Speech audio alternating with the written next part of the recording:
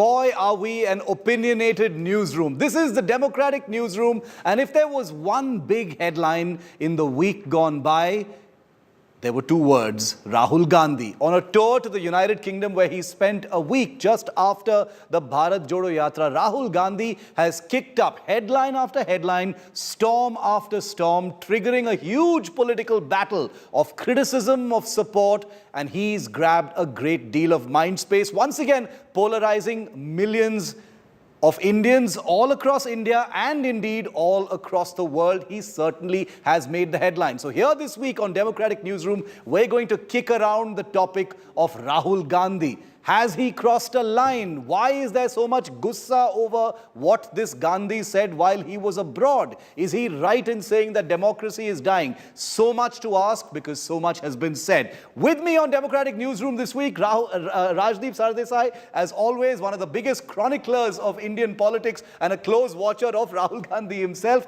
Aishwarya Paliwal, Gaurav Sawant and Nabila Jamal. All of us have been looking very closely at this story. I'm going to kick things off with, of course, Rajdeep, the obvious question, Rajdeep. What was the biggest thing you think Rahul Gandhi said?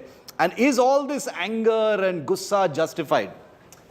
Look, let's be very clear. There's nothing really that Rahul Gandhi said in the UK that he hasn't said in India. If you look at his speeches on the Bharat Jodo Yatra, democracy khatre mein hai, or democracy is in danger has been his sort of signature tune right through. I have no problem actually whether he says it on foreign soil or in Indian soil. That's his viewpoint. He's entitled to express it. I think the problem is the manner in which it gets expressed. You see, when you want to make statements of the kind you are, you've got to be far more nuanced. You're not at a political rally. You know, you're in Cambridge University, you're in a committee room at the House of Parliament. You expect it to be a little bit more nuanced, a little bit more gravitas.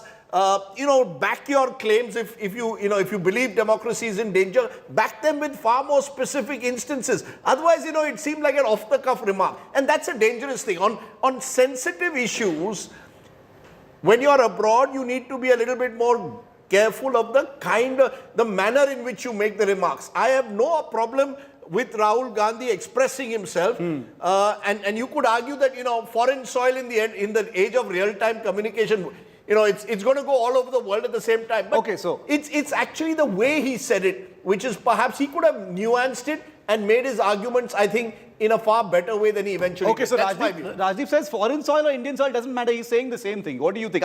I'll come to the foreign hand issue in a little while. What do you guys think about that? Did it matter that he was saying all this stuff on foreign soil? Democracy is dying, etc. Do we need Europe to tell us what democracy is all about? Do we need America to tell us what democracy is all about? But that's what Rahul was asking for.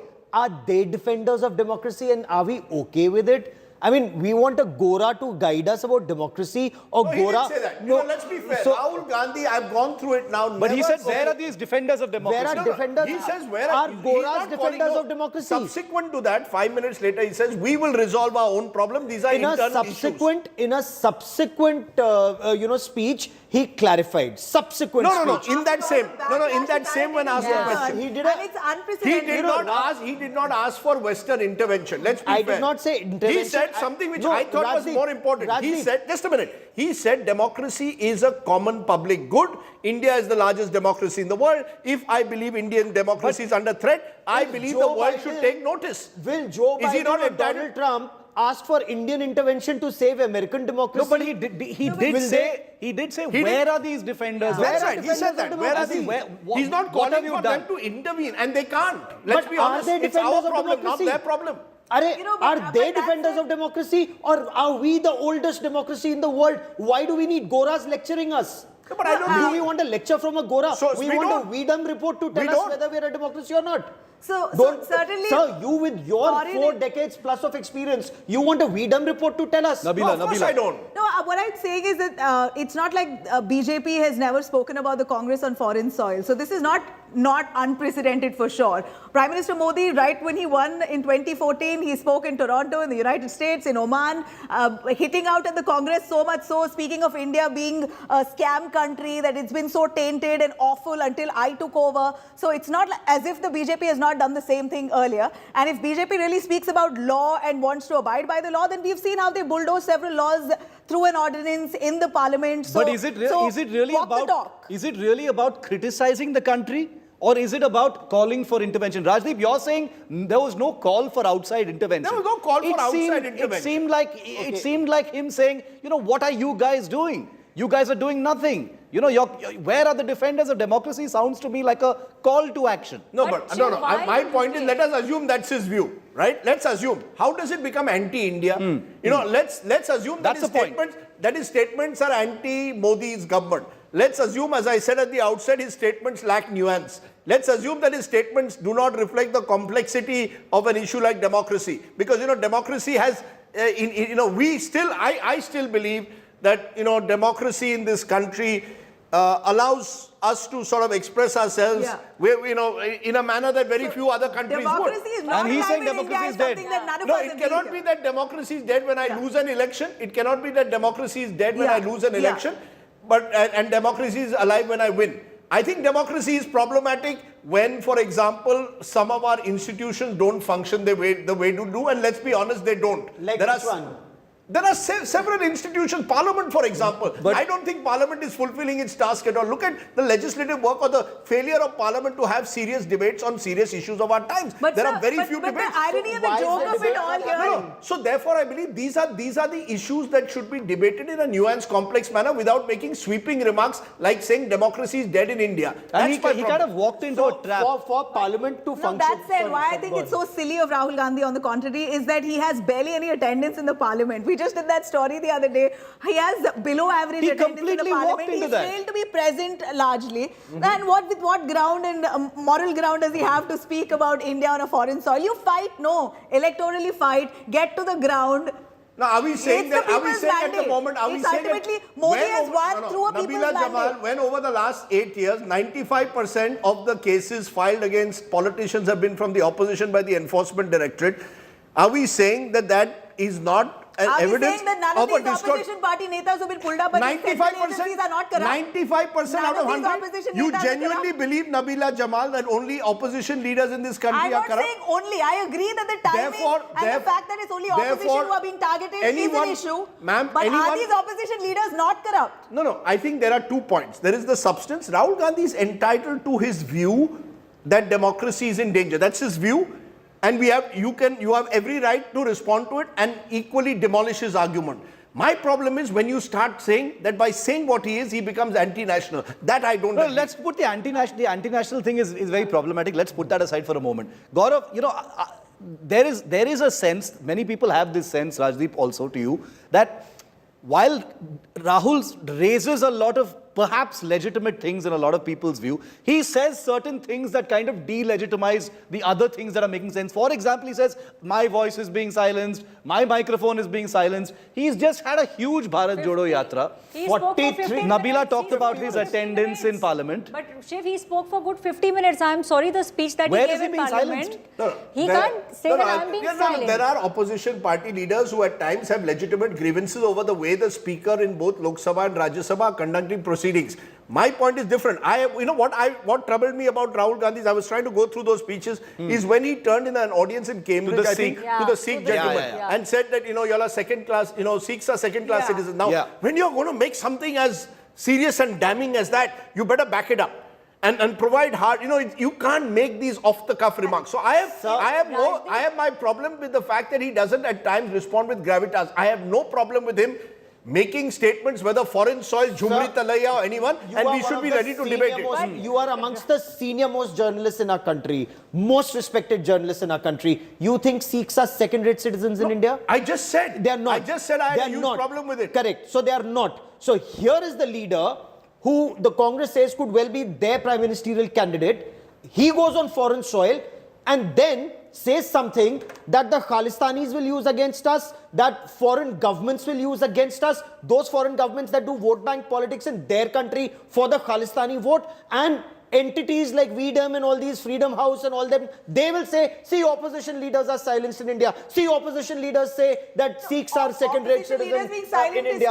All this is bizarre. But to say that Absolutely minorities bizarre. and Sikhs are second-class citizens, it has far-reaching implications. Exactly. Because if you're It's really targeting the dangerous. Modi government of being communal, you are instigating the international audience. Already there is a highly polarized environment all over, and India is viewed in this prism at Has this he point been that minorities are irresponsible? threatened. This is another simple question that people are asking is, has Rahul Gandhi, with whatever political situation he's facing right now, has he been irresponsible in some of the things he has said? As I said, I think a mature, I would go more by the term that Barack Obama once used.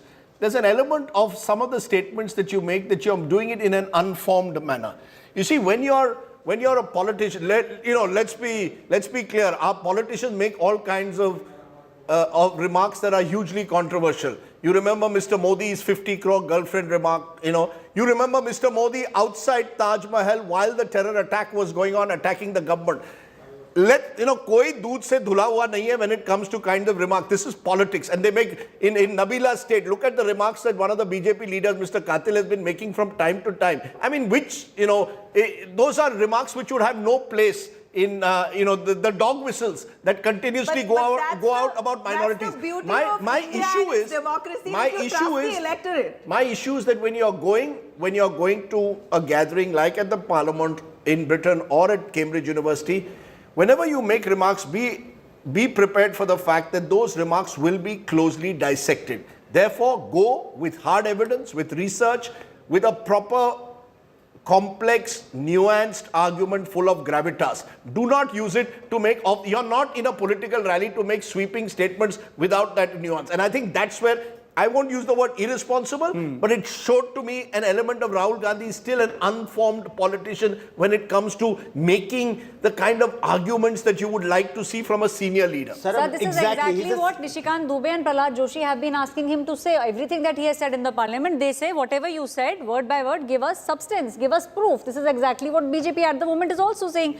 It's very good to make sweeping statements. It's a battle of perceptions at the end of the day. It's a battle of perception which ends up maligning the country. How? When you say democracy is dead, is democracy dead? We are having a discussion here in our studio.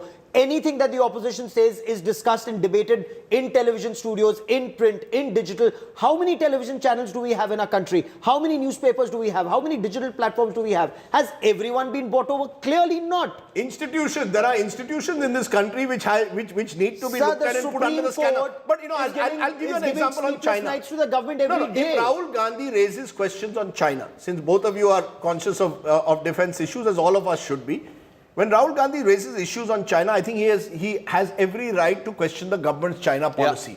My problem is when he would say, "Hamare jawan pit rahe hain." You see, then you're allowing the likes of Gaurav Sawant to turn around and say that Rahul Gandhi, you're someone who's, you're demoralizing our soldiers. No, when actually we should have a serious reasoned debate on China in our parliament, which we have singularly failed to have over the last few years. So, I don't see any reason why this government should not come clean, the Modi government clean on its China policy, and why we shouldn't have a reasoned debate in parliament on it. Sir, why should we not have a debate on Adani? All of these are valid issues. There should be a white paper. It's just that it's not in our national interest right now, but there should be a white paper on how much territory has been lost, in whose times, and who's screaming the loudest. No harm. I am sorry. So while you may score political brownie points today. No, hold on. Clearly suggest that India has far better power and military might to counter Pakistan or anyone else.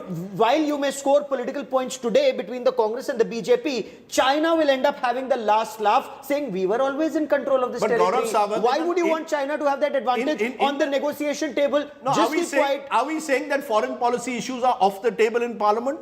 We cannot debate open discussion when there is an open conflict. You don't have to reveal security. Let's bring it back to Rahul Gandhi. Abroad, right? No. Point being that he has all the rights to say what he has to say.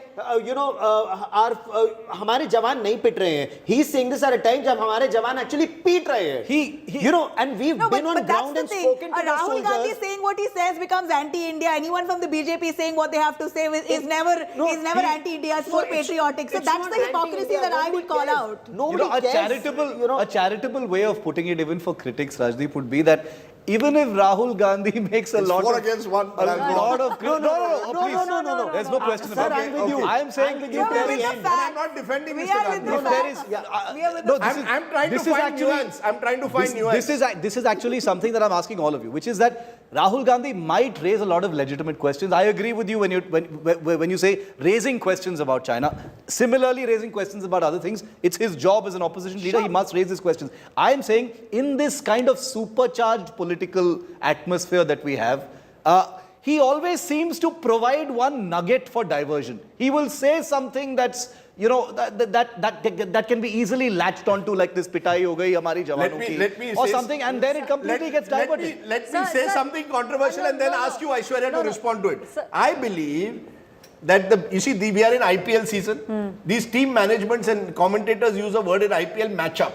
You know, which bowler is going to be matched up against which batsman. I think the BJP will make sure, whether we like it or not, that Rahul Gandhi makes the news because they want the matchup with Rahul Gandhi. Of course they do. You know, somewhere they want him to be the focus. You know, I wonder, you call him at one level, the IT cell calls him a pappu, right? You caricature him. And yet, you have every senior leader of the BJP day by day, from the law minister to the INB minister, responding to every comment of Rahul Gandhi. Aishwarya, Why? before you Why answer, is I he have to so quote important? Rahul. I have to quote Rajdeep. He put out a tweet the other day saying if Rahul Gandhi didn't exist, the BJP would have to invent I him. didn't use the word BJP, but I said someone would have to invent He would him. have to be Sir, invented. my question is, there's a Rahul Gandhi. There are many states in our country. He did the Bharat Jodo Yatra. All these things that he said when he went to the UK, did he really need to go to the UK to say the same things which he has been saying in the parliament? He could very well be sitting on Vijay Chowk, you know, with all the mics. Now he was invited to someone as a leader, as a neta of the country, as a young youth icon at whatever age he is. This I'm is just true. joking. Yeah. No. But so Okay, this so is a point little being that he absurd was for me. invited to a global stage Yeah. and he thought that he was eloquent by saying what he did. But he I really know. truly, at some points he looked like a fool, but Fool. ultimately, You know, like I Sir think said, he's I- entitled to his opinion. No, I think problem with Rahul Gandhi is that he forgets sometimes that at the end of the day, you are the face of India's premier opposition party. Therefore, every comment that you make will be looked at under the microscope. You're not a free thinker. Yeah. You see, if I was an edit page writer, I could happily write an article comparing RSS and Muslim Brotherhood and probably get away with it. In fact, the article would go viral because people would have contentious arguments and I could respond. But you're a politician. I'll give you an example. He goes to Maharashtra. There, Bharat Jodo Yatra, relatively successful, large number of congressmen gather. The problem is that he then goes there and attacks Savarkar. Now, you could do that if you were a free thinker or if you were in a political party that has taken a very strong, consistent stand on Savarkar, but you are in alignment with the Shiv Sena, Shiv Sena, yeah. which is calling for a Bharat Ratna for the same Savarkar. Now, who gets the blowback? The local congressman. You will move out of Maharashtra. So I think, you know, that is the problem, that you need to recognize that you are a politician. You're Also, it not was a freelancer who bit can of a say what you foot in the want. mouth moment because a lot of the Congress leaders didn't agree with him. Many of them, in fact, said that he's talking garbage. But within their party itself. But that's damage control. You see, they're constantly having to do damage control. Is there, okay, last round of, towards the end of this discussion, and again, I'll start with Gaurav, in fact. Is there, and this is something, Rajdeep, that you actually mentioned in your book 2019, which is that there is, this politics of negativism has, diminishing returns. With elections coming up, big elections coming up this year and next year, has Rahul Gandhi failed to present a vision? The Congress under Rahul Gandhi is so engrossed with all these attacks on the government, they don't appear to have the time to present a vision, an alternate vision. If not Modi, then what? Here's what we will bring to you. To present an alternate vision, you need an alternate vision. What is their vision? In all the speeches that you saw, whether it was at the British Parliament or Cambridge or at the Chatham House, did you see any vision? Did you see any one coherent thought that's coming through? United India, secular India, bringing all together. Hum, what mohabbat ki dukaan khol rahe hain. Mohabbat ki dukaan. But I just want to raise, look, Rahul bashing is a great blood sport. For someone whose party has 52 seats, who's led it to two consecutive defeats, who, a party which is struggling, we seem to spend a lot of time on Rahul Gandhi. When are you going to do a democratic newsroom which is going to do a critique of the Modi government in the same way that we are looking at an opposition leader who, according to the BJP, We've done many on government policies, sir. Many, sir. Many We've here. done- No. So whether he is Many that on name, government policies, unfair. whether he's that name that he's called or not, I do not know. Let's deal with an individual purely on merits. But sir, when he goes abroad and says, look at what's happening to a media organization, for example. He spoke of a foreign media organization. Is a foreign media organization in our country not supposed to follow the law of this country? It is supposed to follow the law of this country. If it is not following the law of this country, should action or would action be taken place or not be taken place? 20 seconds. 20 second last word. 20 second last word. I'm out of time. 20 seconds. No, look, I think, here's where Gaurav also gets it wrong. There are questions have to be raised. If 6 weeks after an organization brings out a documentary which is critical of the government, they are suddenly raided on a matter that has been pending for years, questions will be asked. Sir, ask questions, Gaurav don't give Sawant has judgments. to... Don't give Gaurav judgments, Sawant, ask questions. with due regard to my friend Gaurav Sawant, we have to Ask recognize questions. asking questions, Okay. That's a job to ask accountability questions. is part of But democracy. Yes, For God's sake. and that's Okay. exactly what we're On the doing. We're all democratic asking newsroom, questions. if you go but on when to- you ask questions, make sure, at least on serious issues where Okay. when your country's reputation and your G20 presidency and so much more is at stake, then you're not bringing down your own country. We've done a democratic newsroom on the BBC issue, so I don't want to go down that path, a whole episode on the BBC issue. So I'm going to leave it there for the moment. I want to ask you, have you all done an equally vehement issue on remarks, comments? For example, the fact that the Prime Minister in Parliament said, I will be silent on Adani. Political gali culture we've done, but I'm out of time right now. And I'm going to be accused of cutting you short when you've asked me that question. But I promise you, not only have we done, but we will continue to do from all sides, because we are not partisan. We truly are a democratic newsroom, and you can see it in our coverage. Thanks to all of you for being with us. See you again next week. Thanks for watching. Rahul Gandhi to the Democratic. We will invite him. That invitation is Ask open. him all these questions. That invitation is open. Thank you very much for watching. News continues on the other side.